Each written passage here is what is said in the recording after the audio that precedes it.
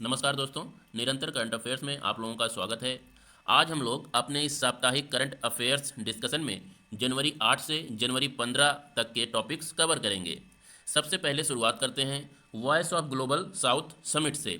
इस टॉपिक से आपको दो इन्फॉर्मेशन याद रखनी है। सबसे पहली कि इसका आयोजन किस देश के द्वारा किया गया, तो याद रखिएगा इसका आयोजन भारत के द्वारा 12 से 13 जनवरी के बीच डिजिटल माध्यम से किया गया है। ये आप ध्यान रखिएगा, भारत इस ग्लोबल साउथ शिखर सम्मेलन का मेजबान था। इसके बाद यहाँ पर इसकी थीम याद रखनी है। इसका मुख्य विषय क्या था, तो unity of voice, unity of purpose, आवाज़ की एकता, उद्देश्य की एकता, ये इसका विषय था। तो आपको यहाँ से ये दो इम्पॉर्टेंट इन्फॉर्मेशन याद रखनी है जो करंट अफेयर्स के लिहाज से बहुत ही इम्पॉर्टेंट है। अगर voice of global south summit की बात करें तो इसमें भारत ने दुनिया के 120 से अधिक देशों को आमंत्रित किया था और यह सम्मेलन ग्लोबल साउथ कहलाने वाले विकासशील देशों की चिंताओं को कारगर तरीके से उठाने की एक कोशिश है। इसके जरिए विकासशील देशों को अपने मुद्दों, चिंताओं और प्राथमिकताओं को G20 में रखने का मौका मिलेगा। अपने अगले टॉपिक पे आ जाते हैं, प्रवासी भारतीय दिवस, जो कि इस हफ्ते में अगर सबसे इम्पोर्टेंट टॉपिक्स में गिना जाए तो ये सबसे इम्पोर्टेंट टॉपिक्स में से एक है, प्रवासी भारतीय दिवस सम्मेलन 2023। तो यहाँ से बहुत ही क्वेश्चन पूछे जा सकते हैं, उनमें से कुछ क्वेश्चन हैं जो हम यहाँ पर डिस्कस करेंगे। सबसे पहले याद रखिए कि इसका आयोजन यानी प्रवासी भारतीय दिवस का आयोजन किस शहर में हुआ, तो मध्य प्रदेश के इंदौर में इसका आयोजन किया गया 8 से 10 जनवरी 2023 के बीच में। ये 17वां प्रवासी भारतीय दिवस सम्मेलन था, ये भी आपको याद रखना है, 17वां प्रवासी भारतीय दिवस सम्मेलन था। उसके बाद इस प्रवासी भारतीय दिवस सम्मेलन की थीम क्या थी, विषय क्या था, ये याद रखना है।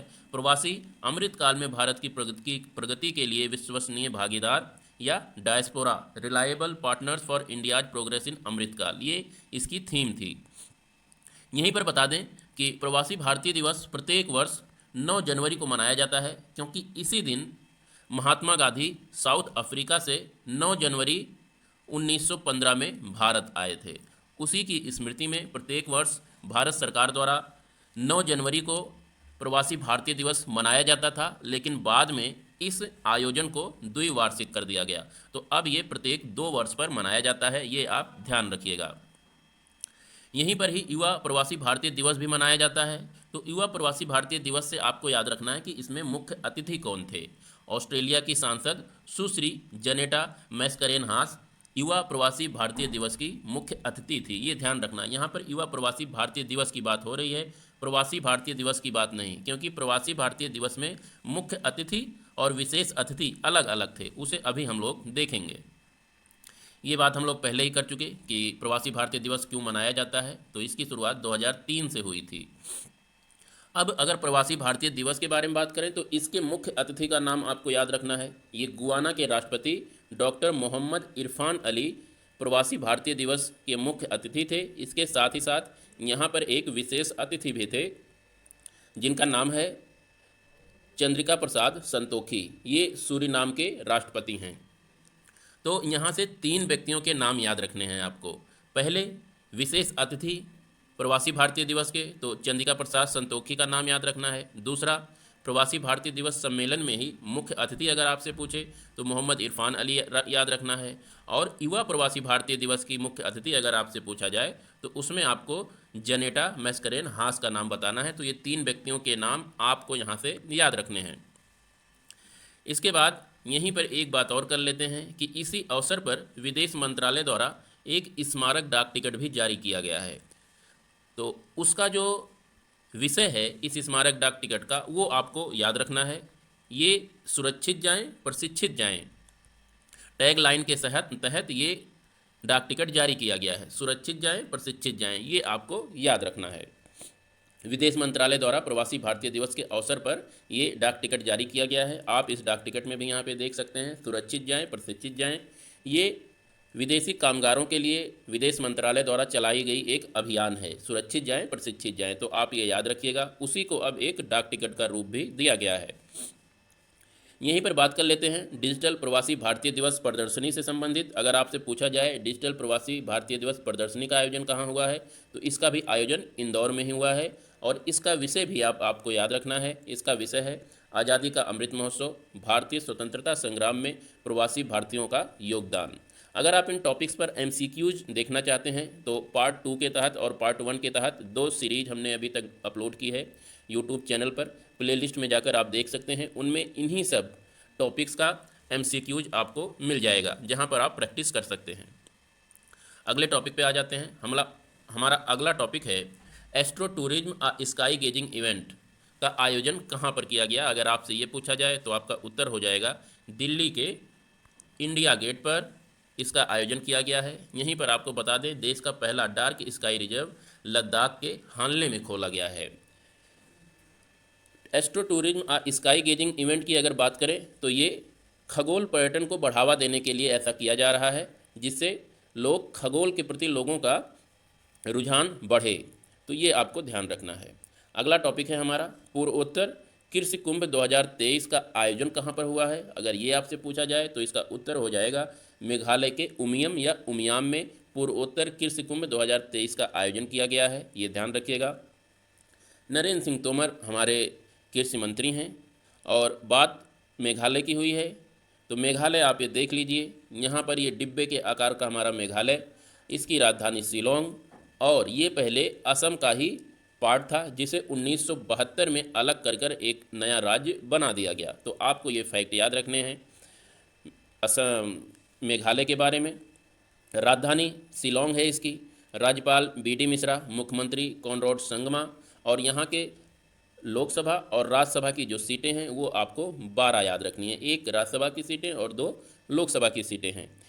मेघालय से ही एक बहुत इंपॉर्टेंट क्वेश्चन पूछा जाता है कि पिचर पौधा कहाँ पाया जाता है। पिचर का मतलब होता है घड़ा। इसकी ये जो एक स्वरूप देख रहे हैं, पत्तियों का एक स्वरूप होता है, ये घड़े के जैसा होता है। इसमें अगर कोई कीड़ा यहाँ अंदर आता है तो आप ये देख रहे हैं इसके ऊपर एक कैप सी लगी है, ये कैप बंद हो जाती है और इसी के अंदर कीड़े को ये खा जाता है। तो ये कीड़े खाने वाला पौधा है, मेघालय में ही पाया जाता है। मेघालय की जो खासी की पहाड़ियाँ हैं उन खासी की पहाड़ियों में ये पौधा पाया जाता है, नेफेंथेस खासियाना। तो याद रखिएगा, बहुत इंपॉर्टेंट है, कीड़े खाने वाला पौधा है। UPPCS द्वारा पूछा गया है। ये IUCN द्वारा एंडेंजर्ड की श्रेणी में वर्गीकृत किया गया है। अंतर्राष्ट्रीय पतंग महोत्सव 2023 की अगर बात करें तो आपसे पूछा जाएगा इसका आयोजन कहाँ पर किया गया। तो आपका उत्तर हो जाएगा अहमदाबाद, जो कि गुजरात में अवस्थित है। वहाँ पर अंतर्राष्ट्रीय पतंग महोत्सव की शुरुआत हुई है और ये पतंग महोत्सव मकर संक्रांति के अवसर पर गुजरात में आयोजित होने वाला सबसे बड़ा त्यौहार है। तो आपको ये ध्यान रखना है।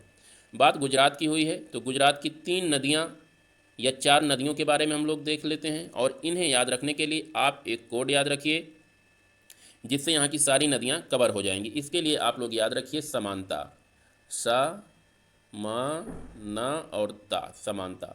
सा से साबरमती नदी, माँ से माही नदी, ना से नर्मदा नदी और ता से तापी नदी। साबरमती, माही, नर्मदा और तापी, ये 4 प्रमुख नदियाँ हैं उत्तर से दक्षिण के क्रम में, जो कि गुजरात में प्रवाहित होती हैं और अपने जल को खंभात की खाड़ी में आके विसर्जित करती हैं। यहाँ पर ये खंभात की खाड़ी हैं और ये सारी नदियाँ खंभात की खाड़ी में ही आके अपने जल को प्रवाहित करती हैं। तो आप समानता कोड के जरिए इन 4 नदियों को गुजरात के याद रखिए। आ जाते हैं अपने अगले टॉपिक पर। यहीं पर ये भी देख लेते हैं कि गुजरात की जो सबसे ऊंची चोटी है वो गिरनार पर्वत पर है, ये आप ध्यान रखिएगा। और गिरनार पर्वत एक जैन तीर्थ है। यहाँ पर बहुत सारे छोटे छोटे मंदिर बिखरे पड़े हैं गिरनार के पर्वत पर, जिनमें से एक प्रमुख मंदिर नेमिनाथ का मंदिर है, ये आप याद रखिएगा। यहीं पर ही सापुतारा आप याद रखिए। गुजरात का ये इकलौता हिल स्टेशन है सापुतारा, जो कि पश्चिमी घाट में अवस्थित है और गुजरात के एकदम दक्षिण में अवस्थित है। ये गुजरात का एक हिल स्टेशन है सापुतारा। अगला टॉपिक है हमारा निक्केई एशिया रिपोर्ट, अभी हाल ही में जारी हुई है। इस रिपोर्ट के अनुसार दुनिया का तीसरा सबसे बड़ा कार बाजार बन गया है, ऑटो बाजार बन गया है भारत, ये आपको याद रखना है। चीन पहले स्थान पर है, दूसरे स्थान पर अमेरिका है और तीसरे स्थान पर भारत है, जिसने जापान को पीछे छोड़कर दुनिया का तीसरा सबसे बड़ा ऑटो बाजार भारत बना है। ये फैक्ट आप ध्यान रखिएगा।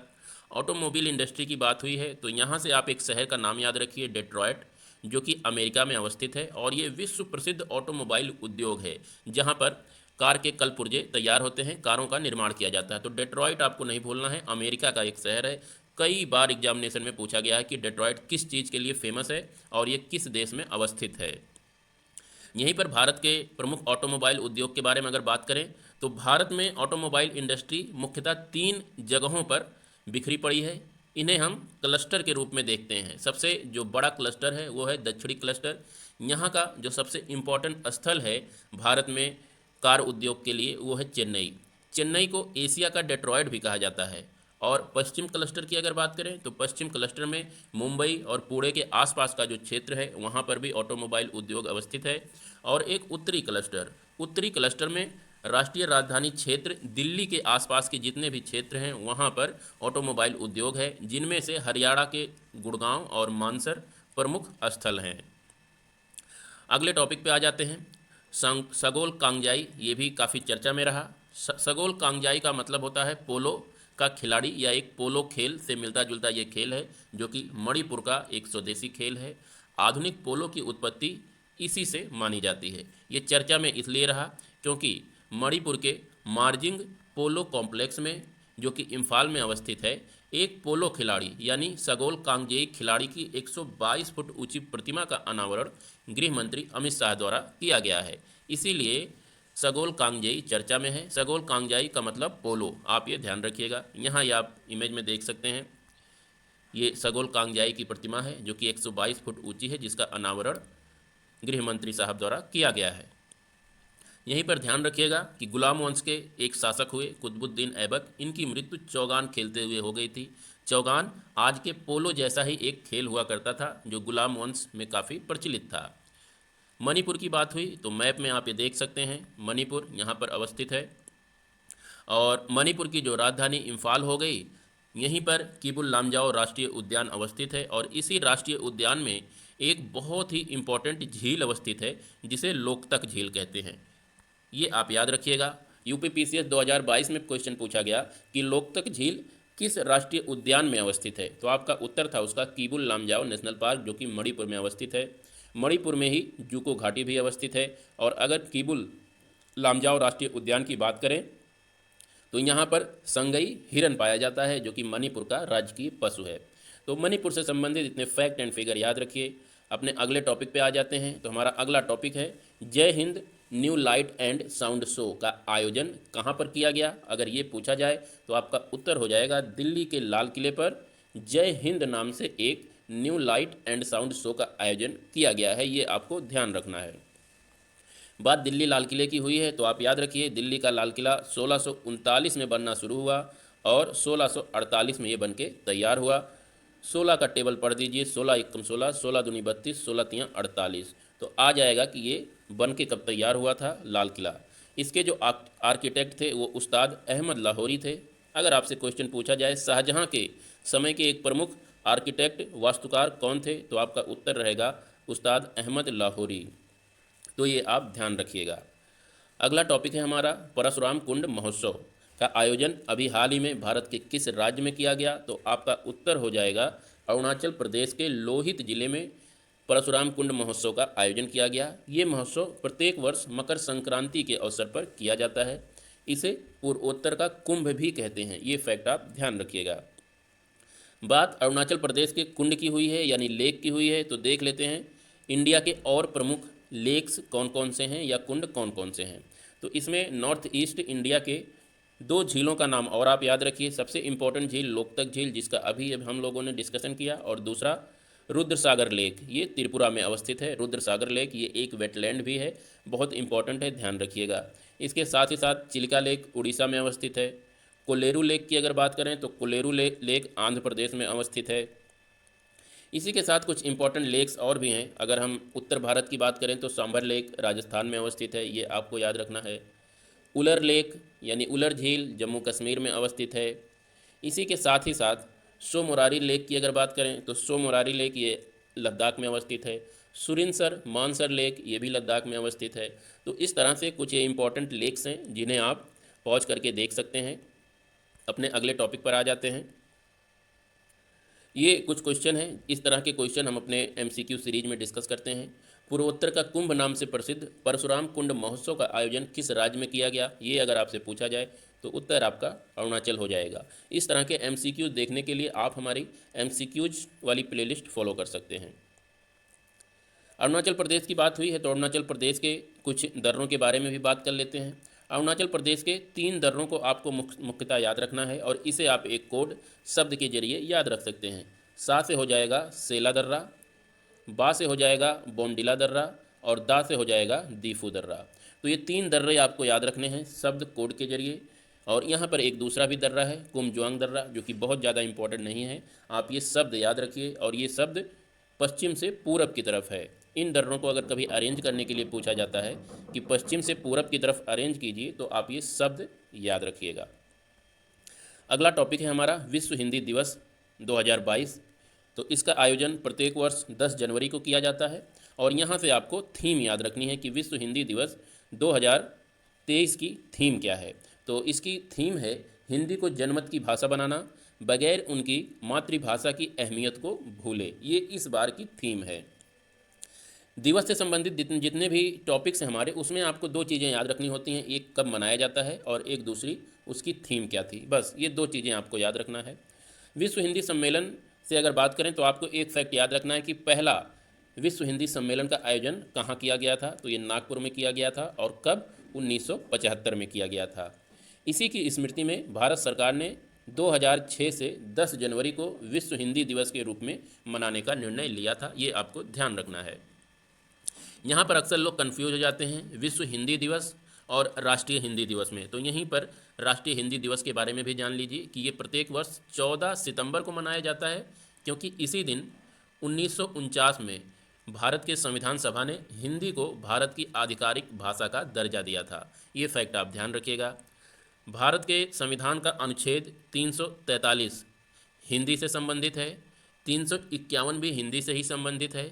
351 में हिंदी भाषा के विकास के लिए दिशा निर्देश दिए गए हैं और 343 में ये बताया गया है कि भारत के संघ की राजभाषा हिंदी और इसकी लिपि देवनागरी होगी।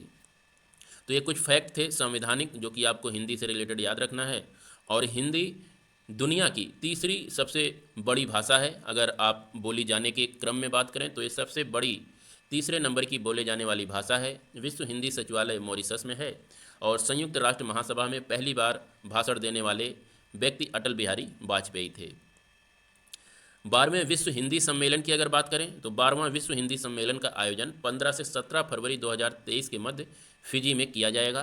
तो हिंदी दिवस से संबंधित आप ये 3-4 फैक्ट याद रखिए। सबसे पहले 12वें विश्व हिंदी सम्मेलन के बारे में याद रखिए, कहाँ आयोजित किया जाएगा, फिजी में आयोजित किया जाएगा।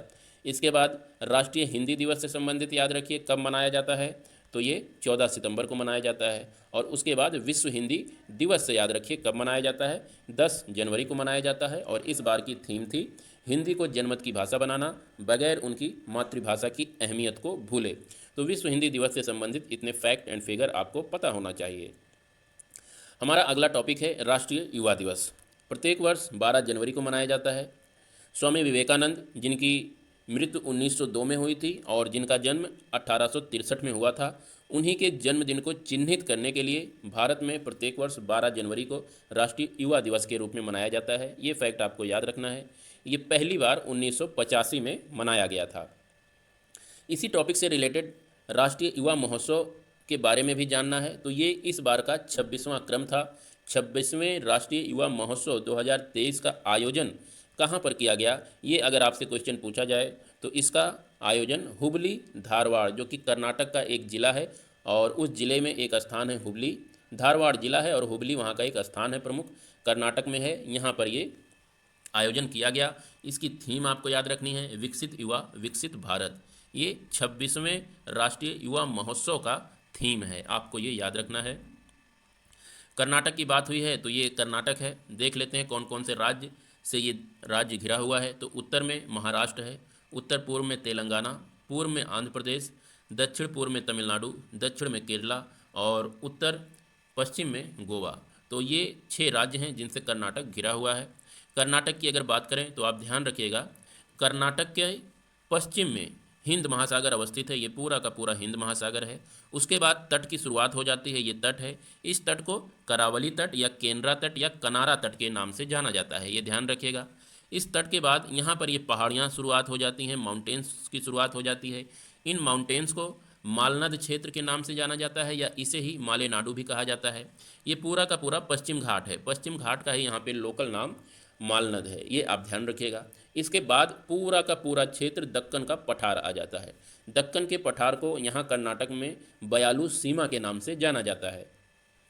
दक्कन का पठार पूरा का पूरा सपाट मैदान है, लेकिन कहीं कहीं बीच में कुछ कुछ पहाड़ियाँ बिखरी हुई हैं, नहीं तो ये ओवरऑल सपाट मैदान ही है। तो ये आप चीज़ें ध्यान रखिएगा कर्नाटका के बारे में। बात करते हैं 80वें गोल्डन ग्लोब पुरस्कार से। तो यहाँ से भी बहुत इंपॉर्टेंट, ये भी बहुत इंपॉर्टेंट टॉपिक है इस बार का, इस हफ्ते का। यहाँ से आपको याद रखना है कि बेस्ट ओरिजिनल सॉन्ग का पुरस्कार किसे दिया गया है। तो आपका उत्तर हो जाएगा एस राजमौली की फिल्म RRR के गाने नाटू नाटू को बेस्ट ओरिजिनल सॉन्ग का पुरस्कार दिया गया है। इसके कंपोजर MM कीरावानी हैं, गीतकार चंद्र बोस हैं जिन्होंने ये गीत लिखा है, और अगर गायक की बात करें तो गायक काल भैरव हैं और राहुल सिपली गुंज, ये दो गायक हैं जिन्होंने नाटू नाटू गाने को गाया है। और यह प्रतिष्ठित पुरस्कार जीतने वाला भारत का ये पहला गीत है जिसने गोल्डन ग्लोब अवार्ड जीता है। गोल्डन ग्लोब अवार्ड में अगर बेस्ट फिल्म की बात करें, द फैबलमैन्स आपको याद रखना है।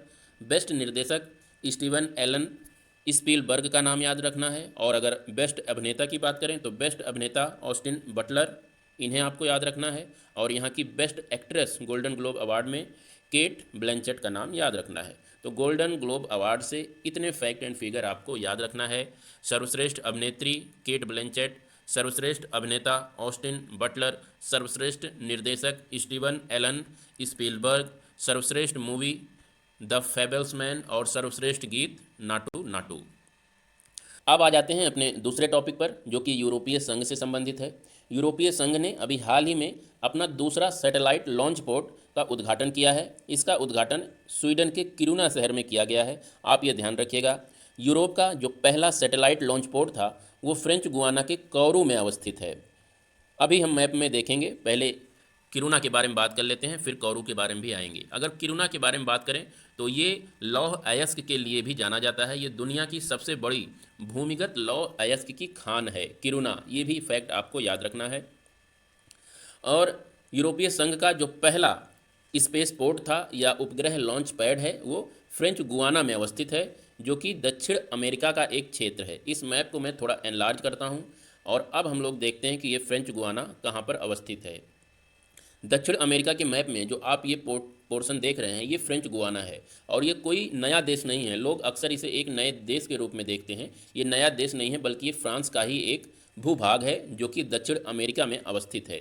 यहाँ पर दुनिया की सबसे बेस्ट सैटेलाइट लॉन्च पैड अवस्थित है, जो कि कौरू में अवस्थित है। यहाँ पर एक स्थान है कौरू, यहीं से ही बहुत सारी सैटेलाइट्स को यूरोपीय संघ अभी तक लॉन्च करता था। अब इसने अपना दूसरा सैटेलाइट लॉन्च पैड भी बना लिया है, जो कि स्वीडन के किरुना में अवस्थित है। तो ये फैक्ट आप इस टॉपिक से याद रखिएगा। बात यूरोपीय संघ की हुई है, तो यूरोपीय संघ में आप ये ध्यान रखिए कि 27 राज्य अभी तक हैं, देश हैं जो यूरोपीय संघ में शामिल हैं। और आप ये यूरोप के मैप में जितना ग्रीन पोर्शन देख रहे हैं ये सब यूरोपीय संघ वाले देश हैं। और ये जितने भी भूरे कलर में आप देख रहे हैं, जैसे यूके हो गया, नॉर्वे हो गया, रसिया हो गया, बेलारूस हो गया, यूक्रेन हो गया, अंडोरा हो गया, ये सब यूरोपियन यूनियन में शामिल नहीं हैं। यहाँ पर ये कुछ देश हैं, इसके साथ यहाँ पर एड्रियाटिक सागर के साथ लगे हुए कुछ देश हैं। तो ये सब यूरोपीय संघ में शामिल नहीं हैं, इन्हें आपको ध्यान रखना है। 27 देश हैं और कुछ यूरोपीय देश हैं जो यूरोपियन यूनियन में शामिल नहीं हैं, उनका नाम याद रखिएगा। अगर यूरोपीय यूनियन के अध्यक्ष की बात करें तो उर्सुला वॉन डेर लेयन इसकी अध्यक्ष हैं। और यूरोपीय आयोग का जो मुख्यालय है वो ब्रुसेल्स में अवस्थित है, जो कि बेल्जियम में स्थित है।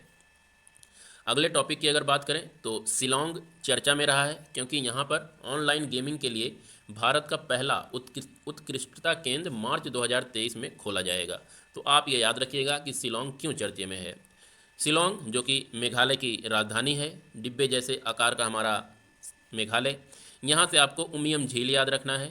इसी पर उमियम पनबिजली परियोजना अवस्थित है, ये आप ध्यान रखिएगा। मेघालय के पूरब में अवस्थित है उमियम झील। इसके साथ ही साथ हमने बात पहले भी कर लिया कि यहाँ की राजधानी, राज्यपाल और उच्च न्यायालय मेघालय के शिलोंग में अवस्थित है, ये आप ध्यान रखिएगा। गंगा सागर मेला की अगर बात करें तो इसका आयोजन हर साल मकर संक्रांति के अवसर पर पश्चिम बंगाल के सागर द्वीप पर किया जाता है। ये आप ध्यान रखिएगा कि अभी हाल ही में गंगा सागर मेले का आयोजन कहाँ पर किया गया है। अगर ये आपसे पूछा जाए तो उत्तर हो जाएगा सागर द्वीप। सागर द्वीप पश्चिम बंगाल का एक प्रमुख द्वीप है। इसके मैप में आप देखिए, यहाँ पर ये जो साउथ का इसका पोर्शन है पश्चिम बंगाल का, ये इसे कहते हैं सुंदरबन। सुंदरबन भारत के साथ साथ बांग्लादेश में भी फैला हुआ है। इसका ज़्यादातर हिस्सा बांग्लादेश में ही है। तो सुंदरबन बहुत सारे छोटे छोटे द्वीपों का समूह है। उन्हीं द्वीपों में से एक द्वीप है सागर द्वीप, जो कि यहाँ पर अवस्थित है। इसी सागर द्वीप पर प्रतिवर्ष मकर संक्रांति के अवसर पर सागर मेले का आयोजन किया जाता है, जहाँ पर लोग मकर संक्रांति के अवसर पर कपिल मुनि के मंदिर में पूजा अर्चना करते हैं और गंगा में गोते लगाकर मकर संक्रांति का आयोजन करते हैं, स्वागत करते हैं। तो आप ये कुछ चीज़ें याद रखिएगा गंगा सागर मेले से संबंधित।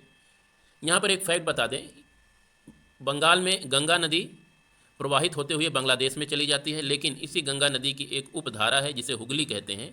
ये हुगली नदी गंगा सागर द्वीप के पास अपने जल को प्रवाहित करती है और लोग यहाँ पर इस नदी की पूजा करते हैं और मकर संक्रांति का उत्सव मनाते हैं। तो आप ये ध्यान रखिएगा कि हुगली नदी के किनारे, हुगली नदी के मुहाने पर गंगा सागर द्वीप अवस्थित है।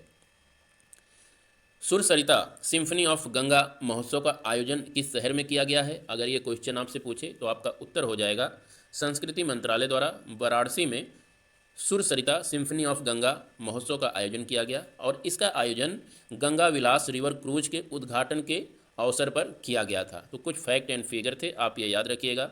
गंगा विलास रिवर क्रूज दुनिया की सबसे बड़ी रिवर क्रूज है, जिसका उद्घाटन वाराणसी में किया गया है और ये वाराणसी से असम के डिब्रूगढ़ तक का सफ़र 52 दिनों में तय करेगी। ये फैक्ट हैं कुछ, आप ध्यान रखिएगा। तो ये रहे इस हफ्ते के इम्पॉर्टेंट टॉपिक्स जो हमें लगते हैं कि इम्पॉर्टेंट हैं, आपसे पूछे जा सकते हैं। कल फिर मिलेंगे डेली करंट अफेयर्स के साथ। तब तक के लिए नमस्कार।